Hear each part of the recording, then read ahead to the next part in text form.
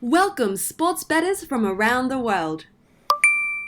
What is up, everybody? Welcome back, Sports Gambling Daily for a Tuesday. It is December 10th, and we got the Portland Trailblazers at home taking on the New York Knicks. New York Knicks played a little bit better last time out when they played Indianapolis, holding Indianapolis scoreless in the last 5 minutes of that game. And if it wasn't for Julius Randle not knowing how to hit a foul shot in pressure time there, they would have won that game more than likely. And then Portland struggled versus Oklahoma City last time out. So what are you thinking here, man? We got the New York Knicks getting 9.5 or getting 9 points, and the over under is 200 words, man. I can't freaking talk. Getting 218.5 points for the over under. Yeah, New York. I don't know, man. Like you look at that. At least for me, I look at that line, and I don't think Portland should be giving 9 points to anybody. And I know so New York fired their coach, and frankly, you look at the record and they stink. But unlike a team like Cleveland, who just seems like they flat out quit, as bad as it's been for New York, they come and they play. I mean, they just played a tough Indiana team right to the end, like you said, with an opportunity to win, except for some free throws.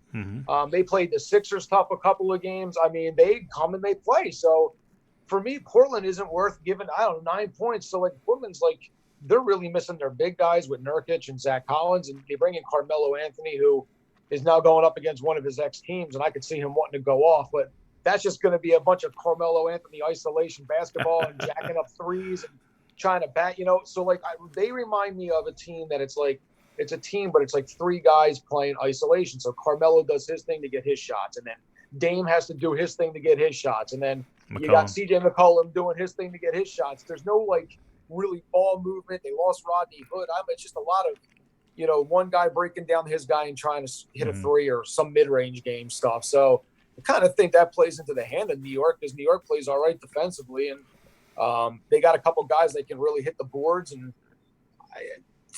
call me nuts, but I might lean New York plus the points in this situation.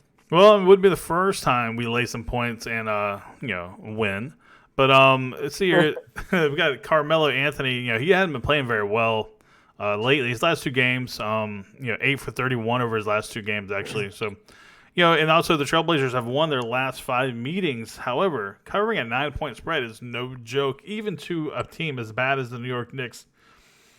But I hear you over there with the Knicks talk. I just think the Knicks are so bad, man. Traveling across the West Coast. And you got some dynamic scores in Dame and McCollum and even Melo. But to your point, if it's all isolation ball and those shots aren't hitting, then the New York Knicks are going to be able to stay within that number. That's for sure. So this one's hard for me. This is hard, but I think I'm going to go opposite of you. I'm believing in the Portland Trailblazers get back on track after that disappointing home loss to Oklahoma City. And I just don't think the Knicks are still the Knicks. Yeah, they played the Pacers tough, but they're still the Knicks. And I feel like the Knicks are going to fall apart here coming over to the West Coast.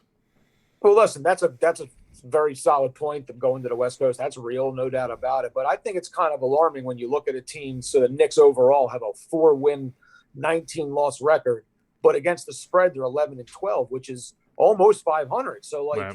I don't know, that tells you that they stay competitive. Whereas on the other end, you got a team that's 9-15 in Portland, and they're 10-13-1 against the spread. So they're a little under 500. So I just think it's too many points. But I listen, could Portland go ahead and blow them out?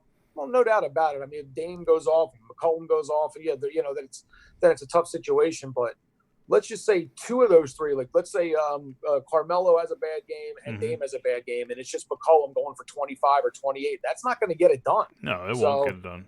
So, that's where I sit. I mean, this is early on, but, you could probably sway me later as I get into this further. But sitting here right now, I'm taking the Knicks plus the points.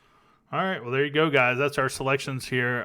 This is early. These are our leans, guys. So, there's plenty of times that we'll think one way in the beginning of the day, and then we'll completely switch before game time or while we're doing even more research. This is the beginning of our handicapping process, and that's what it is. Guys, if you are interested in our premium selections, come on over here to www.sgdwins.com. That's also how you access our private group. And also, let me tell you guys about Philly Fan, Big Mon, and Joe's videos. Man, all of those guys are on fire. You got to get on board and watch those videos. So hit that subscribe button, hit that thumbs up button, press that bell notification, and we'll see you guys on the next video. Peace.